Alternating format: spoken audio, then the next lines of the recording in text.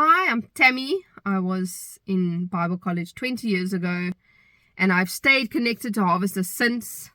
And when I saw the death of Apostle Andre, it actually felt like a father died to me.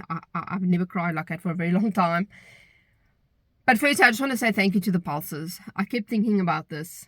The Pelser family, Nola and Arja and all the kids, Yvette and Hilton, thank you so much. And all the extended family with the wives and etc. and the children and your grandparents, you know them as your grandparents. Thank you so much. I mean that from the bottom of my heart. Thank you for letting your father lay down his life, his time with you that we got to have, that he could change our lives. Thank you for your sacrifice. And Apostle Andre, you loved my heart for people, and you were the first person to see it.